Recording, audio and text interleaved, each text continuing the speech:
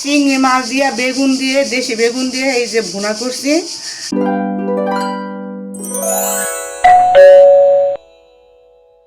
দর্শক আপনারা সবাই কেমন আছেন? আশা করি আল্লাহ অনেক ভালো আছেন। তো আমি আজকে আমার বাবার হাতে ছোটো সময় আমি চিংড়ি মাছের বেগুন দিয়ে রান্না করে খাওয়াইছিল, যেটা আমি আজকে রান্না করবো আর কি। এখানে 1.5 কেজি চিংড়ি মাছ, আমি চিংড়ি মাছটা এইভাবে নিচ্ছি কারণ চিংড়ি মাছের মধ্যে ভালো থাকে আর রবে থাকে, এটা হারাই নিচ্ছি।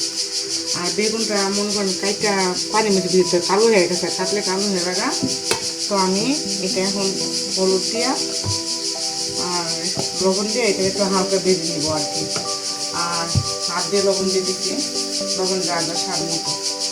আর এখানে আমি দুই প্যানের ভিতরে আমি আর কিছু তেল দিব, দিয়ে বেগুনটা ভাজবো হালকা করে।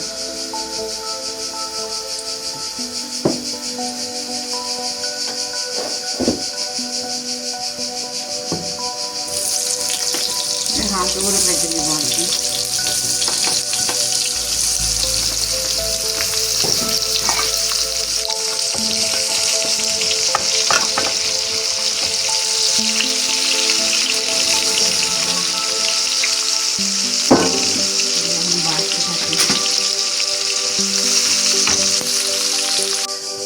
রান্না করবো বেগুনটা চিংড়ি মাছ দিয়া। এটা আমি এখানে 250 গ্রাম তেল দিচ্ছি, কারণ 1.5 কেজি চিংড়ি আর 2 কেজি বেগুন, দেশি বেগুন। হ্যাঁ,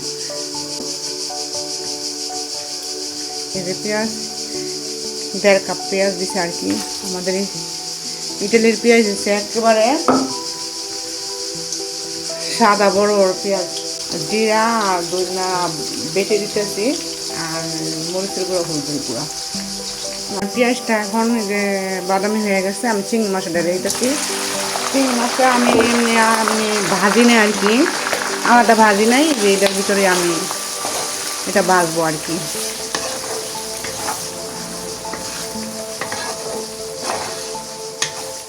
সাদা পেঁয়াজ তো মানে একটু ব্রাউন হয়ে গেলে দেখা যায় মনে হয় কালো হয়ে গেছে, কিন্তু আসলে তা না।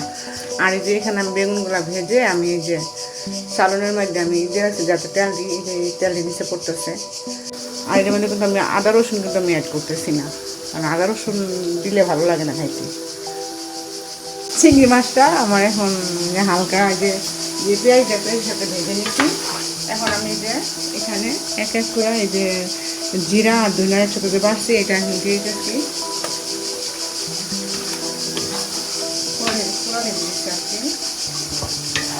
আর এখন আমি হলুদটা দিব আমি আগে, কারণ হলুদটা আগে দিই কেন, হলুদটা আগে দিয়ে একটু নাড়া দিলে তরকারি কালারটা এত সুন্দর হয়। এই যে 1 চামচ, 2 চামচ, 3 চামচ হলুদ। আর এই যে মরিচের গুঁড়া, এই যে চামচ গুঁড়া দিতে দিতে চামচ, 2 চামচ, 3 চামচ ওটা করে দিতে দিচ্ছি আমি। এখন আমি এটারে চিংড়ি মাছটা কিন্তু অনেক পানি হচ্ছে, হ্যাঁ, কিন্তু এটার ভিতরে কিন্তু আমি কিন্তু পানিগুলো অ্যাড করবো না। চিংড়ি মাছের যে পানিটা উঠছে ওটার মধ্যে আমি এটা কষাইতেছি আর কি। যে দেখেন কি সুন্দর থানা দেখাইতেছে, এটা মানে যে পানিগুলো উঠছে সেই পানি, আর কোনো পানি দেবো না।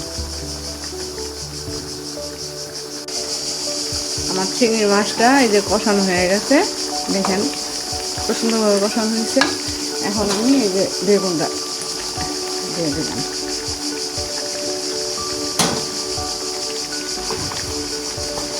এটা শুধু খালি বেগুনটা দিয়া হালকা একটু কষাবো আর কি, অল্প একটু পানি দেবো, কারণ বেগুন তো বাজাতেই গলিয়া গেছে না, এই যে বেশি বেগুন না। এই যে 2 কেজি বেগুন দিয়ে চিংড়ি মাছ 1.5 কেজি, খালি চিংড়ি দেখা যায়, বেগুন দেখা যায় না, বেগুন দিয়ে গলা থাকা।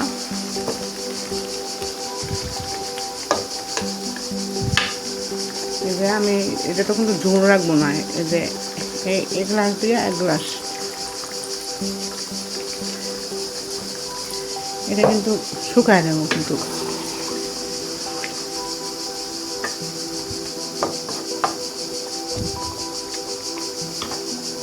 আমি এটা দেখে দেবো।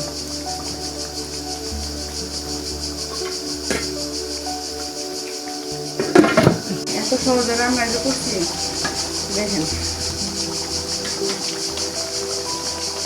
এখন আমি ধন্যবাদটা কাঁচামরিচ আমি দিয়ে দেবো আর কি। ধন্যবাদটা কাঁচামরিচ দিয়ে আমি শুধু ওইটা 1 মিনিট রাখবো।